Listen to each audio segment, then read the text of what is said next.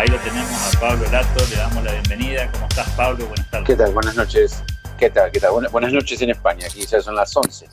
¿Qué hora tenemos en este momento en tu país? Son las 11 de la noche. 11 de la noche. Bueno, le Sí, con contamos, España pasa un... sí, Sí, sí. sí, sí, por favor. Le contamos un poco a la gente, bueno, primero pregunta casi obligada, ¿no? ¿Pablo Lato es nombre o es seudónimo? Es seudónimo. Es Mi, seudónimo. mi apellido real, mi apellido real es La Torraca, Mirá vos, de ascendencia italiana, pero en el año 74, cuando se jugó el Mundial de Alemania, yo por cercanía, al lado de mi casa había un club alemán, y hacía mucho deporte, natación, handball y demás. Y mis amigos me llamaban Lato porque hubo un goleador en el año 74 me polaco que se acuerdo, llamaba me acuerdo, Gregor Lato. me acuerdo. Sí, sí. Entonces, por asociación me llamaron Lato y me quedó. Y después lo usaste Me para la quedó cuestión profesional. para todo, sí, sí, sí, sí, sí, sí. Bueno, Es que todo el mundo me conoce con ese nombre. le contamos a la gente porque vos seguramente, no sé si te definís así, pero sos una especie de rara avis en el mundo de las ideas de la libertad, porque no es muy habitual, al menos, no es muy frecuente que alguien que se dedica a la música, al arte, esté cerca de estas ideas. O tal vez no lo descubrimos, tal vez sea normal. No, es rarísimo. La verdad que hay muy pocos. Yo conozco algunos y muchos lo ocultan digamos, o no lo exponen libremente porque es ser una oveja negra. En el mundo del arte, o sea, si ya eres de izquierda moderada, ya te miran con desconfianza. Tienes que ser de izquierda radical, ¿no? O sea, es un poco así. ¿Cómo te encontraste con estas ideas, Pablo, desde muy joven o fue un proceso? Mira, yo nací en un barrio obrero peronista, te diría. En el barrio de la cervecería de Quilmes, donde casi todo el mundo era peronista, era lo normal, era lo habitual y demás. Y yo con poca edad fui peronista. Por el efecto tribu que uno tiene en la juventud, ¿no? Claro. Todos los amigos y demás. Eh, pero eso me vino muy bien porque vi el monstruo por dentro. Yo llegué a militar y vi de qué iba el asunto, vi cómo funcionaba el tema. Y entonces salí corriendo, ¿no? De la política y del peronismo. Y después eso lo enlacé, empecé a escuchar a Alzogaray y lo enlacé con intuiciones. Yo tenía muchas intuiciones. En realidad tuve siempre muchas intuiciones disociadas entre sí, que necesitaban tener un corpus para integrarse y para que unas tuvieran sentido con otras, ¿no? Y tener... Por ejemplo, me llamaba mucho la atención en mi profesión. Yo soy músico desde muy joven, empecé a tocar con 15 años y ya a los 18 empecé a tocar más fuerte, digamos. Me llamaba la atención esa queja constante de los músicos, sobre todo de los músicos no exitosos, ¿no? De los que no son primeras estrellas, sobre lo injusto que era, lo que no los iba a ver nadie, de que no vendían, que no tenían ingresos, que tenían muy pocos ingresos, que reclamaban siempre ingresos de parte del Estado. Es justamente un gremio o una profesión que está muy dada a las tentaciones de la izquierda, porque sería la izquierda la que le solucionaría su problema de ineficacia, ¿no? Cuando no funciona la profesión o cuando el mercado no te elige, Se te elija el Estado. el arte, exacto, el arte tiene la excusa de que es como algo metafísico, ¿no? Algo místico, el arte. No es, o sea, la mayoría de los músicos se creen que hacer una canción es algo mucho más elevado y más importante y más trascendente que hacer mesas o vasos, ¿no? Tienen esa percepción. Y probablemente desde el punto de vista espiritual la pueda tener, pero en el caso concreto del mercado y la vida y la realidad, funciona exactamente igual. Entonces, si tú no tomas la profesión como una industria o como una profesión de industria, nunca lo va a hacer porque no lo vas a terminar entendiendo. Entonces,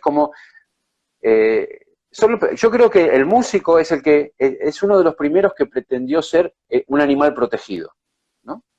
Ahora hay como tribus que pretenden ser protegidas. El que es esto, el que es lo otro, el que tiene este problema, el victimismo, ¿no? Que nos está invadiendo, que todas las minorías que pretenden ser protegidas como si fueran un animal de extinción. Uno de los primeros fueron los músicos. Hubo músicos dignos que buscaron la solución libre y de mercado, que es conseguir un mecenas, por ejemplo. Que esa es históricamente, digamos, era una solución que tenían los músicos, como sus ingresos no eran constantes, y en vez de perder tiempo en hacer música mundana o en hacer conciertos para el populus, y querían hacer sus grandes obras que trascendieran, se conseguían un mecenas que creyeran ellos y que le financiaba, como te puede financiar alguien una investigación para un medicamento, ¿no? Durante 10 años hasta que tú crearas una obra de Bach o de Beethoven, ¿no? Y eso está muy bien. Pero en general el músico contemporáneo, el que yo conocí al menos, siempre creía que era algo importante para la sociedad, que la sociedad necesitaba de la música como el comer, y por lo tanto, como la sociedad no le generaba ingresos, era el Estado, o sea, la sociedad a través del Estado, quitándole el dinero a la sociedad, que lo tenía que mantener. Y eso está muy metido en la psiquis o en la cabeza de los músicos. Y eso alimenta su victimismo y es una bola de nieve enorme. Y cuando aparece alguien como yo soy el malvado, ¿no? Soy el malvado que quiero que los músicos se mueran. Como si yo fuera Paul McCartney y fuera un músico exitoso. Yo, de hecho, no soy un músico exitoso. Soy lo más alejado a músico exitoso. Siempre estoy en la línea de subsistencia. Tuve que digamos,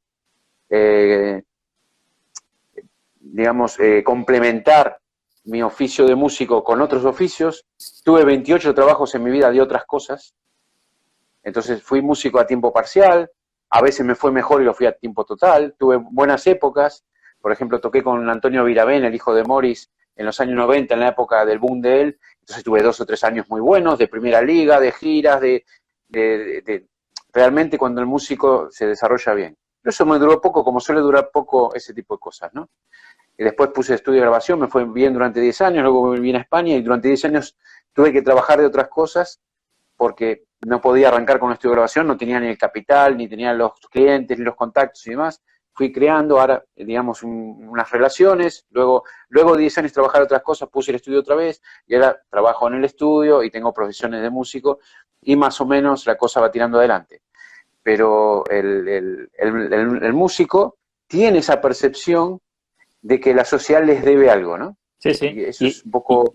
Y en esa cronología, Pablo, digamos que primero fuiste músico, a ver si logro reconstruir, primero músico, casi al mismo tiempo o después, no sé, peronista, e intuitivamente liberal, al principio hasta que Alzogaray funcionó como una especie de ordenador, o el comienzo. ¿Sí?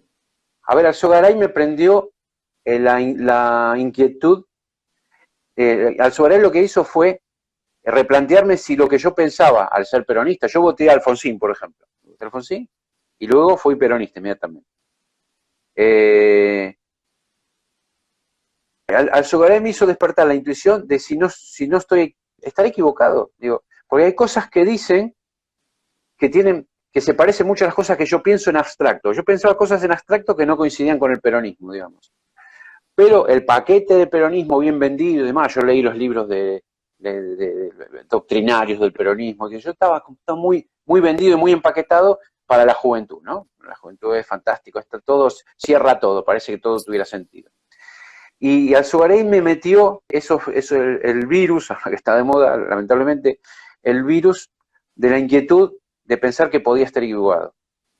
Y entonces poco a poco empecé a cuestionarme eso. Apoyé algunas medidas de Menem en su momento, me pareció mal, lo entendí, pero me pareció mal que Alzogaray lo apoyara porque sabía que finalmente era como el escorpión, el peronismo se termina comiendo a la gente que lo respalda, tristemente es así. Y después en el 2002 me vine a España y apenas llegué y con el internet y demás empecé a ver, a ver qué gente puede haber con ideas similares a las mías. Y ahí conocí primero a Huerta de Soto, en los videos famosos del profesor Huerta de Soto, y después inmediatamente en el 2008 a un Juan Ramón Rayo muy joven, que fue realmente el que me ayudó a integrar, digamos, todas las ideas que tenía, a ver qué leer y qué no leer, cómo pensar y demás. ¿Ya te definías como liberal, Pablo, en ese momento? Sí. Sí, no como libertario, digamos, como liberal, pero me faltaba, como liberal, pero muy, el típico liberal argentino que no está muy metido en el tema, que solo ve la parte económica o las medidas, que tiene 2 o 3 intuiciones, pero no integra toda una filosofía, ¿no? No sabe explicar todas las cosas, y no defiende el liberalismo por los valores, sino por su eficacia, ¿no? Yo lo defendía por su eficacia, no entendía bien lo de los valores. Y tenía algunas de esas contradicciones sobre que probablemente la eficacia fuera contra los valores. Entonces, finalmente, entre Huerta de Soto, Rayo, el profesor Bastos y demás, y cosas que empecé a leer, ¿no? De Mises, de Hayek, bueno, lo típico, no voy a aburrir con eso. Sí. Se me fueron integrando las ideas, pero no soy un dogmático, no soy un fanático. No soy un fanático. Tengo dos caras. Que no son dos caras, en realidad son como tuve siempre. Como soy músico, que no tuve problema en ir a trabajar en criar vacas en Italia, que es una de las cosas que hice. No tengo problema en embarrarme con la realidad y mantener puras mis objetivos y mis ideales. Perfecto. Mucha gente, yo perdí muchos amigos de Facebook y demás, no lo termina entendiendo, ¿no? Es muy simpático esto, porque se me acusan de los ambos lados confrontados, digamos, desde los realpolitik, sí. Me acusa de utópico, y los utópicos me acusan de realpolitik, ¿no? Suele pasar. Y en realidad soy las dos cosas al mismo tiempo, que eso es difícil. Y bueno, y conviven y son contradicciones. Entonces, por ejemplo, si yo tengo un objetivo 100 y un partido político es el único que me propone un objetivo 10 en la buena dirección, vas por ahí. Lo apoyo al mismo tiempo que lo critico, porque yo no soy de apoyar políticos en todo lo que hagan, en todo lo que digan. No los apoyo como si fuera un borrego que voy atrás de una manada. Que yo no idealizo políticos, para empezar. Ningún político en principio me merece el respeto a menos que lo demuestre, ¿no? Son todos culpables a menos de que lo demuestre. Sí. Entonces, pero coyunturalmente tejo alianzas ideológicas con ciertos políticos que creo que van a mover la barrera y voy a estar un 10% mejor como para seguir pensando en mi objetivo, que es 100, no es ni siquiera 90. Pero si uno juega al 0 o al 100, no juega nada. No juega nada. Está fuera del juego. Te ha tocado, como muchos argentinos seguramente, irte de la patria en un momento específico de tu vida, particular probablemente, y vivir lo que muchos argentinos viven, ¿no? Que es el proceso de sentirse fuera de casa, extrañando, la nostalgia, bueno, una cosa muy argenta. Supongo que te pasó, y alguna vez te he leído algún comentario de estas características, ¿no? Sí, me pasó, pero menos que en el promedio. Yo me preparé mucho para que no me ocurriera. Bien. Digamos, yo sabía que me iba a ocurrir y me estudié bien qué hacían los argentinos que fracasaban en el exterior, no los que tenían éxito. Entonces, los argentinos que fracasaban en el exterior, lo primero que hacían era, cuando llegaban, buscar desesperadamente otros argentinos para vincularse. Ir a la Asociación de Argentinos yo vivo en Gijón, por ejemplo, en Asturias, de Gijón, y reunirse los sábados y domingos y escuchar tangos y mirar películas argentinas, ese tipo de cosas. Eso es un error enorme. Eso es un error enorme, porque si querés eso, no te vayas. No te vayas porque es un error. Es duro decirlo, pero si uno se va, tiene que irse. Como dicen en Argentina ahora, tiene que aprender a soltar, ¿no? Como dicen ahora muchos. Tiene que irse. Y tenés que integrarte en la sociedad en la que estás. Otro error típico de los argentinos cuando emigran, y que no sé si de los argentinos o más de los porteños, porque a veces los porteños, yo soy porteño, bueno, soy de Quilmes, pero soy casi porteño, tenemos el gran error y la arrogancia de pensar que el argentino es como el porteño, y no es siempre así. Un error típico de los porteños es venir acá a España e intentar explicarle a los españoles todo lo que hacen mal y que ellos son mejores. Claro, entonces, los españoles se te quedan mirando diciendo, mira, si vos te las sabés todas y son todos tan inteligentes, ¿por qué no vivís en Argentina y no va bien Argentina, ¿no? Tenemos esa tendencia a menospreciar al español, a creer que son tontos, que son esto, lo otro. Los porteños, aclaro, no quiero meter en el baúl a todos, pero en general los porteños tienen eso, ese menosprecio hacia el español. Y van, por ejemplo, no sé si te interesa el tema, pero los comerciantes argentinos que vienen a España, que fueron comerciantes en Argentina, suelen tener un error mortal, porque eso los lleva a la quiebra siempre, que es decir, uy, esto que hago yo acá no se hace. No se hace. No se les ocurrió. Qué tontos que son. Es que eso no se les ocurrió. Y no investigan por qué no se hace. No investigan. Te doy un ejemplo. Acá en Gijón muchos argentinos venían y se ponían una parrilla. ¿Sí? Una parrilla típica argentina, con empanadas, con no sé qué, no sé cuánto. ¿Cómo no les va a gustar esto a los españoles? El día que lo descubran, yo me transformo en McDonald's. ¿Cómo no le va? Si esto es lo mejor, comen estas porquerías los españoles. ¿Cómo? Bueno, quebraban. Porque vos le podés colar al español la comida argentina dentro de un universo de menú a lo que está habituado. Porque lo que para vos es el asado, para el español es la paella, es el cachopo en el norte, eso es lo que a ellos les gusta. Y el asado está bien como peculiaridad, como quien va, digamos, quien va una vez a comida tailandesa para ver cómo es, y bueno, uno puede ir una vez por mes, ¿no? Entonces el español, si vos presentás la comida argentina, se lo toman como una rareza, no como algo a lo que se vayan a acostumbrar. Al final el español va a comer lo que comió toda la vida, y lo comió toda la vida, ¿por qué? Porque era lo que había acá, porque era más barato. Por ejemplo, en España se come muchísimo la papa, la patata se dice acá, ¿no? ¿Por qué? Porque era algo muy barato y fue lo que tuvieron a mano en la época de la guerra cuando pasaban hambre de verdad. Entonces se acostumbraron tanto a comer, por ejemplo, almendras, avellanas y patatas, porque era lo que había. Había eso o ratas. Una cuestión cultural. Claro, entonces les terminó gustando y es parte de la cultura, ¿no? Y entonces tenemos esa arrogancia de tratar de implantar nuestra cultura a donde vamos, y yo creo que se puede meter dosis de cultura inteligentemente, pero sin arrogancia y pensando que en realidad vinimos a aceptar otra cultura y adaptarnos implica eso, adaptarse. No es que uno se va a transformar en un español, pero Seguro. como vos verás, yo no creo que no tener el acento español, pero No. sí tengo mucho vocabulario ya español. Hace 20 años que estoy casi, Pero, y ya cambié el vocabulario. Y en ese proceso, Pablo, en el medio Sí. de este relato que contás, aparecen obviamente las redes sociales y parte de esa, Sí, claro, sí, sí. parte de esa desconexión, digamos, con el país, digamos, bien pensada, de integrarte con alguna nueva cultura y una Sí, nueva visión, te quedaste... Estuve 10 años desconectado con la Argentina, desconectado. Claro. No sabía ni lo que pasaba. Yo me tuve que enterar a los 10 años que había pasado los 10 años anteriores por amigos que me contaron y demás. Pero fue una decisión mía, porque mi estrategia fue integrarme y desconectarme con todo el argentino, porque si no iba a fracasar, porque si no caes en la nostalgia, te vas haciendo trampas, te haces trampas a tu cerebro, ¿no?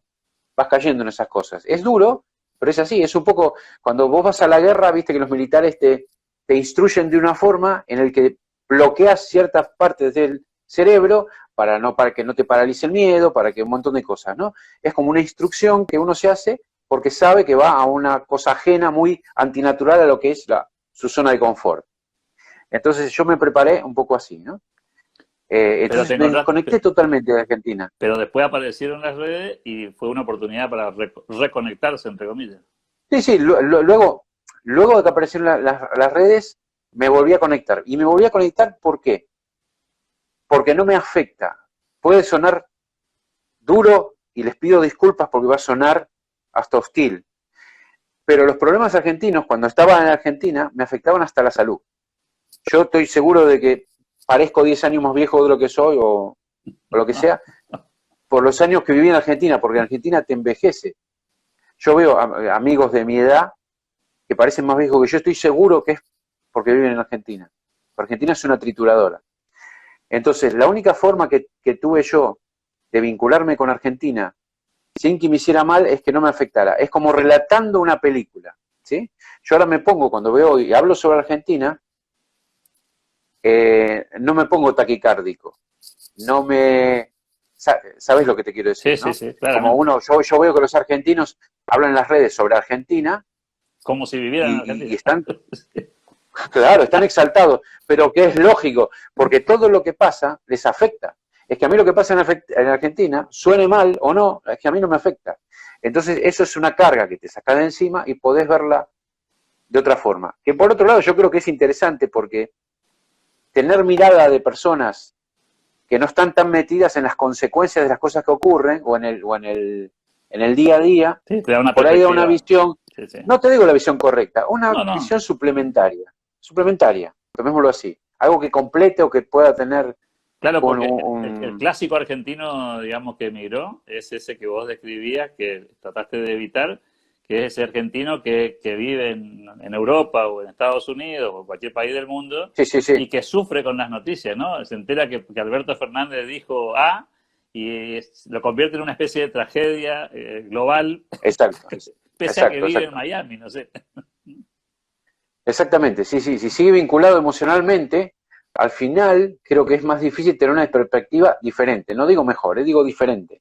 Y en ese sentido, Pablo, Entonces, cuando sí, mirás el mundo de las ideas de la libertad, que por otro lado ha sí, evolucionado, esto que contabas es muy interesante, ¿no? Te lo Lorenzo Bastos, lo de Rayo, lo de Huerta de Soto, digamos, también el liberalismo ha sufrido un proceso evolutivo, no es el mismo de la época de Alzogaray ni no, nada que se te parezca. no, no, no, ¿Y cómo lo no, no, vivís no, en no. Europa, cómo lo vivís en Europa y particularmente en España ese proceso? Habida cuenta que te tocan suerte también, hay sí cosas con las que probablemente sufrís un poco más, que tienen que ver con las decisiones que se toman allí donde vivís, ¿no? Claro, ahora, cuando yo en mi Facebook tengo 3 configuraciones para mis publicaciones. Lo cuento porque para lo que lo quiera saber y quiera comunicarme algo, lo puede hacer. Yo tengo 3 configuraciones. Hago posts que son para todos, hago posts que son solo para Argentina y otros posts que son solo para España. ¿Por qué? Porque como hago muchos posts, presupongo de que al argentino, si me ve haciendo un montón de comentarios sobre personajes que no conoce de España o sobre temas que no le importan y demás, o sea, le va a ser fastidioso. O sea, hago como un prefiltro, hago un perfil del Del supuesto destinatario. consumidor, Sí, sí. del destinatario, exactamente. Entonces yo cada tanto pongo en mi Facebook, el que quiera, el argentino que quiera leer mis posts sobre España me avisa y lo habilito en ese perfil, entonces, y lo contrario, ¿no? El de español que quiera ver lo que publico sobre Argentina, lo mismo, ¿no? Y hay un 10% de personas que le interesan ambas cosas, entonces me lo ponen y ven todo. Que es mucho, por cierto. Porque en mi trabajo tengo muchos tiempos muertos, de pronto trabajo 8 horas de golpe a la noche o los fines de semana, y los lunes a la mañana estoy libre toda la mañana, bueno, entonces tengo mucho tiempo así para hacer estas cosas. ¿Qué me parecía? Me preguntaste qué me parecía la El proceso evolución o el español, tema del liberalismo. el proceso El español, proceso, digamos, y el proceso europeo, español. si se me permite. Sí, yo tengo una duda sobre eso, porque como yo llegué en el momento que empezaba a explotar Internet, o empezaba a ser más conocido o más usado en el 2002-2003 y explotó definitivamente en el 2006 o 2007 en España por lo menos. Eh, Muchas veces uno voy a tratar de explicarlo con un ejemplo. Uno ve en la televisión ahora guerras al instante en todas partes del mundo, miniguerras o violencia o lo que sea. Bien, tiene una percepción de que el mundo es mucho más violento de lo que era en los 60, por ejemplo, cuando probablemente sea al revés. Simplemente porque en los 60 llevar una cámara y un equipo que filme algo en África era algo carísimo y hoy un africano lo graba en un teléfono y lo sube a una red y ya tenemos acceso. Entonces, mis percepciones sobre determinadas cosas pueden estar sesgadas o influidas o distorsionadas con el hecho de que tengo mucho acceso a la información, pero no sé qué porcentaje o qué tanto representativo es, ¿no? Eso puede engañar mucho, eso engaña bastante. Entonces yo veo que hay un gran movimiento liberal en España, pero no sé si realmente se traduce en un gran movimiento o es un espejismo de Una las burbuja. redes. Es una burbuja, claro. Es una burbuja, como yo tengo muchos amigos en ese plan y todos reparten información y demás. Ahora Después sufrís, en los números, claro, ahora sí, sufrís, Pablo, a ver, cuando la discusión o el debate, ya no con los amigos, sino el debate político local se instala sí, en un lugar, digamos, porque España ha vivido seguramente en los últimos años, o al menos esa es la observación que tenemos desde lejos, ha vivido un proceso parecido al que ha ocurrido en otras naciones, en el que desaparecieron o se minimizaron los espacios tradicionales de la política y aparecieron algunos bandos extremos nuevos, novedosos, entre sí. comillas, Uh-huh. parecieran outsiders en algunos casos, pero representan a cosas viejas. Y entonces la pregunta es, ¿cómo viviste ese proceso? Porque vos viviste aquí el radicalismo, peronismo, como esa especie de bipartidismo Sí, cuasi correcto, sí, normal, sí, ¿no? sí. En España Sí, aparecen a ver, estos yo creo, movimientos nuevos, ¿sí? en los movimientos nuevos yo creo que no podían haber aparecido con tanta fuerza en la época que no había redes, para empezar. Ok. Son gran parte producto de las redes, para empezar. Como fue Trump, por ejemplo. Igual Trump probablemente no hubiera surgido con esa fuerza ni hubiera ganado 10 años antes o 15. Entonces creo, Sí, sí. posible. O sea que para vos Eh, Ciudadanos o Vox o Podemos de alguna manera son parte de ese proceso. a ver, el mecanismo político en España está montado desde su constitución en el 78, creo que fue, eh, para el bipartidismo. Todas las leyes electorales están para que no haya intrusos en la política. Un poco como en Argentina. O sea, para que los partidos nuevos sean descabezados, tengan muchas dificultades para poder formarse, muchos requisitos. Encima tiene un sistema electoral que penaliza muchísimo a los partidos chicos. Por ejemplo, un partido, si saca menos del 10% de los votos, necesita 1 millón de votos para tener un diputado. En cambio, si saca más del 20%, con 30.000 o 40.000, saca un diputado. ¿Sí? Entonces, por ejemplo, acá se daba la paradoja del PACMA, que es el partido animalista, ¿sí? Es un partido que tiene cerca de 1 millón de votos y nunca logró tener diputado, porque no pasaba de cierto porcentaje de votación, ¿no? Lo cual significa que Entonces, estos partidos que aparecieron como emergentes han conseguido superar esa barrera, digamos. sí, han conseguido superar y rápidamente. Y porque tuvieron mucha fuerza en las redes, tanto Vox como Podemos como Ciudadanos, sobre todo Vox y Podemos. Manejaban muy bien las redes, tenían, digamos, militantes jóvenes, tenían un perfil de militantes jóvenes que entendían muy bien las redes, las nuevas comunicaciones, y lograron meterse por ahí. Si haces un análisis demográfico de las votaciones en España, las personas mayores de 60 suelen votar al PP o al PSOE. A los dos partidos siguen, porque son personas que su mayor influencia sigue siendo la televisión. Yo creo que en España las redes son mucho más fuertes que en Argentina. Tengo esa percepción, bastante más fuerte. Por eso creo que en Argentina todavía un partido que tenga su base en las redes todavía no puede surgir con tanta fuerza. Me da esa sensación, ¿eh? Te iba a preguntar si, volviendo a esta cuestión del liberalismo, Sí. cómo fuiste maridando tu vocación por el arte con la idea de la libertad, sobre todo en ese gremio, como lo describiste vos, en el que habitualmente la conversación parece siempre estar, inclusive hasta en el contenido de las letras de las canciones, muy A girado a ver, la izquierda, ¿no? el secreto para que yo no termine con un puñal en la espalda o tirado en el río es hablar de ideas abstractas y no de partidismos. Ok. ¿Entiendes? Yo defiendo, surgen temas, no sé qué, no sé cuánto. Si se hablan de partidos políticos, no me meto entre mis colegas. Pero si se habla de ideas en abstracto, yo las digo. No hay problema. Las defiendo, las argumento y demás. Y algunos me miran raro, la mayoría. Otros me dan la razón.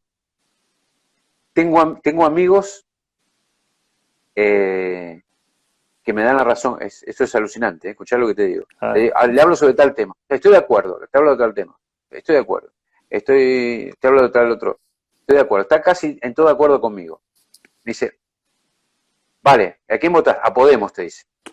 Pero Podemos piensa lo contrario a esto que te estoy diciendo yo. Sí, pero Podemos en la izquierda y a mi abuelo lo mataron en la guerra civil los nacionales. Y se acabó. Hay mucho voto de tradición en España. Hay como las dos familias de los dos bandos de la guerra civil y que quedó mucha gente, digamos, sometida a esa necesidad de lealtad familiar para con el abuelo que murió en un bando y demás. Entonces, puede empezar incluso lo contrario y votar por tradición familiar, es como ser de Boca o de River, ¿no? Que el club no se traiciona. Se pueden mover un poco de partido hay muy poco trasvase entre izquierdas y derechas en España. Y en ese proceso de discusión de temas abstractos, cómo manejás la cuestión de la identificación, entre comillas, ideológica, porque hoy me contabas, al principio no te definías como un liberal, después seguramente como un liberal en el sentido más amplio de la palabra, y hoy, digamos, te Sí, definirías como libertario. ¿Aparece esa definición en la conversación, esa abstracta con tus sí, colegas? sí, y eso me abre, te digo que una puerta, porque ya paso a ser el raro, entonces no soy una amenaza. Si soy un liberal, por ejemplo, como parte del PP, se declaraba liberal, Esperanza Aguirre y demás, entonces es del PP, entonces soy el enemigo. Entonces ya me toman como un enemigo. Pero como soy un libertario, es el raro ese que tiene ideas raras, ¿no? Y una Entonces, minoría irrelevante, digamos, ¿sí? Algo claro, así. este no es una amenaza porque nunca va a ganar las elecciones, ¿no? Es un poco así, o sus ideas. Nunca se van a implantar, la típico. Pero tus ideas, ¿en qué país se practican? Vale, entonces eso ya está. Está bien eso si lo utilizas, eso puede ser un arma en Una contra ventaja. tuyo o a favor, Sí, sí. sí, para que bajen la guardia, porque si vos entrás y decís, por ejemplo, que yo al PP no lo voté nunca, pero si decís, yo apoyaría al PP porque en esta ideas coinciden con las mías, en el resto no, ya estoy jodido, porque ya me declaré del enemigo, ¿no? Ya estoy jodido. Entonces ya soy malo, quiero que la gente se muera de hambre, no sé qué, no sé cuánto. Bueno, aquí hay alguien que dice Pienso para... que puede dar fe de lo que estás diciendo, que yo fui uno de ellos en el estudio, dice. Y hay otra persona que dice, los liberales en sentido amplio en España cabemos en un taxi. Bueno, tal vez en el mismo taxi que cabemos en Argentina.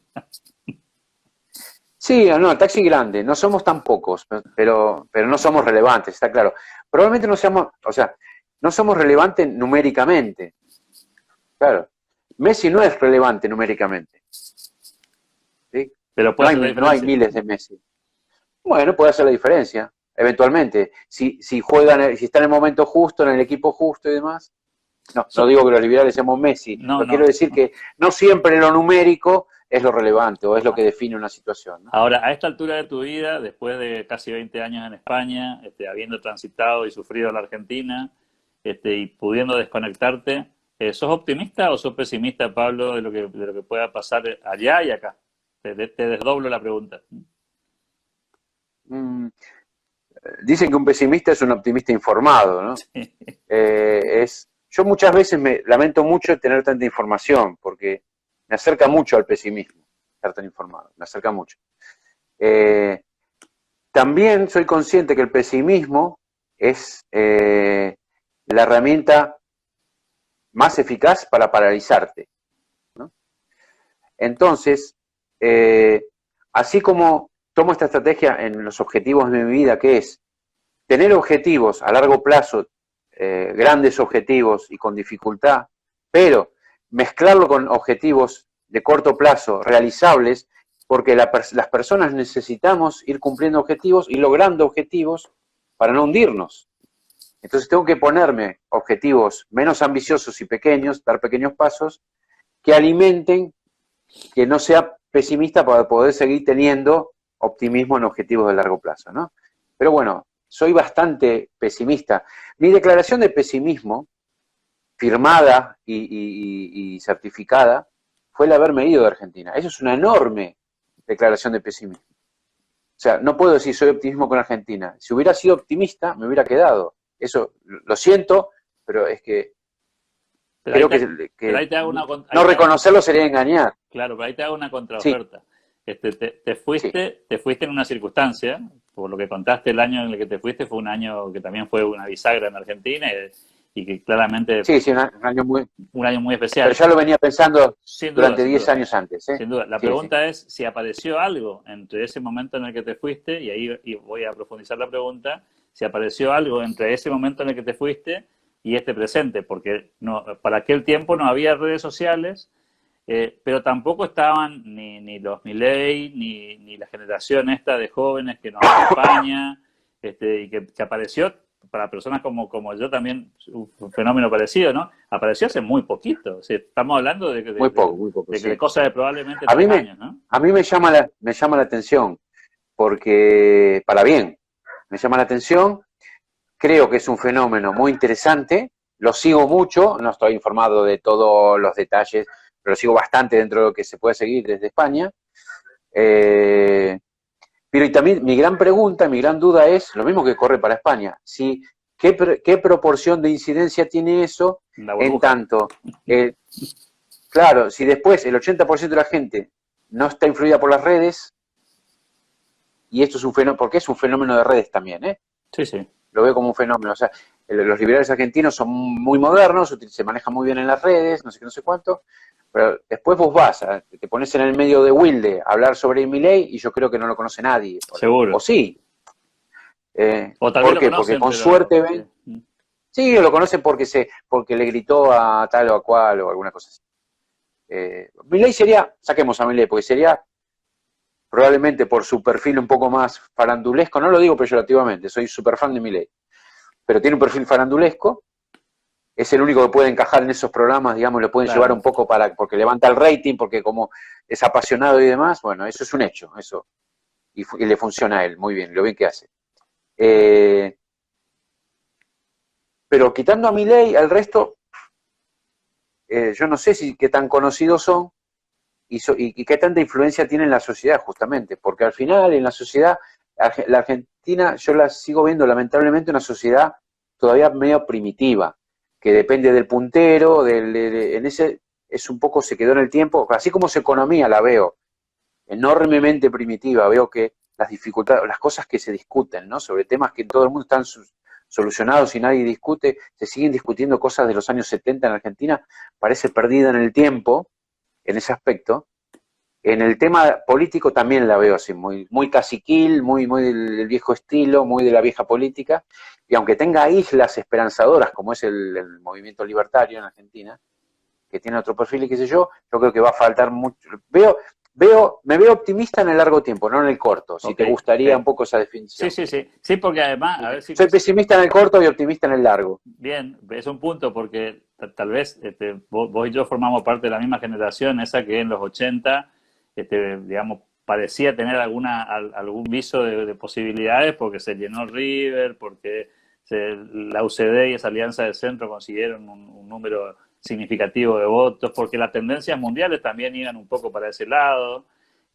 Y hoy, claro, se armó un bache en el medio entre esa generación a la que pertenecemos y esta que viene. Ahí como en el medio, ahí en los digamos, que tienen más de 30 años, es como que no hay nada. Y después viene todo este grupo de jóvenes que... Sí, lamentablemente ese bache estuvo llenado por una propaganda enorme en contra de nuestras ideas. Enorme, una topadora. O sea, el proceso desde la alianza hasta ahora es una aplanadora de políticos de todo tipo y de ideas y en los colegios y las televisiones contra nuestras ideas. Sin duda. Ahora, entonces no solo tuvimos un bache, sino que sí. Ahora, justamente porque sos un artista y seguramente te gusta la épica y te gusta también, digamos, la arenga, en el mundo de las ideas, de alguna manera apelamos siempre a este recurso. ¿Ves una luz de esperanza ahí al final de ese túnel, de que pueda aparecer una generación de jóvenes que alguna vez terminen ocupando posiciones relevantes, que seguramente por una cuestión de edad esto va a pasar, digamos? Sí. Y la pregunta es, ¿hay una luz ahí al final del túnel? Sí, hay una luz. Hay una cosa importante, creo yo, y sería ahora viene el mensaje del viejo Gaga, que le querría dar a mis amigos y colegas jóvenes, que es que son pasto de la desilusión, porque se ilusionan de una forma irreal.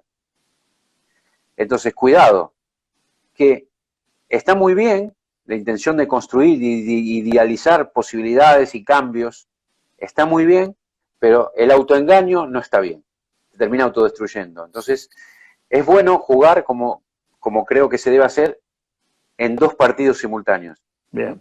En el largo es mantener las ideas y explicarlas y los valores y demás, y en el corto intentar dar pasos aunque sean pequeños, empezando por tu vida privada. La mejor forma de enseñar liberalismo es practicarlo. La mejor forma de enseñar valores a tu hijo es tenerlos uno. Entonces, aprende a hacer tu cama antes de arreglar el mundo. No sé si se entiende la metáfora. Perfecto. ¿No? Yo soy un gran admirador de Gustavo Lázari, por ejemplo. porque Gustavo Lázari defiende las ideas liberales Y las ejerce. y y las ejerce, es un pequeño empresario y lleva todo al terreno de la realidad y las cosas concretas y demás. Y si todos fuéramos más parecidos a Gustavo Lázari, yo no lo soy, ojalá lo fuera, creo que daríamos pasos más rápido. Pero hay que tender a eso, a ser personas concretas, con cosas concretas, y convencer a tu amigo, a tu vecino, y hablarlo con los que piensan diferente, y al menos que bajen la guardia y que sepan que es tan razonable pensar lo que ellos piensan como pensar lo contrario, que no somos el enemigo, que no queremos que la gente se muera, que no queremos que la gente sea pobre, pero es que es absurdo eso, es increíble, pero le han metido en la cabeza de que nuestras ideas somos como una secta de personas satánicas que disfrutamos con que la gente sea pobre, con que es increíble y está lleno de gente, nuestro movimiento, por así llamarlo, de gente de lo más normal, como yo soy una persona de clase media baja, digamos, y fui de clase media bajísima o de clase baja en toda mi vida, no soy un oligarca, ni tengo herencias, ni tengo dinero, ni nada. Y conozco muchísima gente que tampoco lo es y que tiene las mismas ideas. Tener estas ideas no es ni ser un tonto, ¿sí? Pues, ¿cómo puede ser? Si tenés estas ideas, tendrías que ser de izquierda, porque si no tenés dinero y no sos de izquierda, sos un imbécil. No, No. pues no. Tengo una última pregunta, Pablo, Sí, sí. que se la hacen muchos jóvenes aquí, me quedaría toda la tarde charlando. Muchos jóvenes se preguntan aquí porque escuchan a personas como vos, como nosotros, a nuestra generación en general, y dicen, estoy en un dilema. Los más grandes, los Sí. que pasaron ya por un montón de cosas en la Argentina, o se fueron del país o se arrepienten de no haberse ido. Y la pregunta que se hacen Sí. muchos jóvenes cuando escuchan esto es, ¿qué me recomendás que haga? ¿Me quedo a dar la pelea y esa pelea que vos no pudiste? ¿Ves? ¿O Te junto las valijas y me odio voy? por hacerme esta pregunta. Sí, Te odio por hacer esta la pregunta. hacen los jóvenes todo el tiempo. Te odio, porque Qué difícil, ¿no? yo no puedo mentir, yo le recomendaría irse, que es lo que hice yo.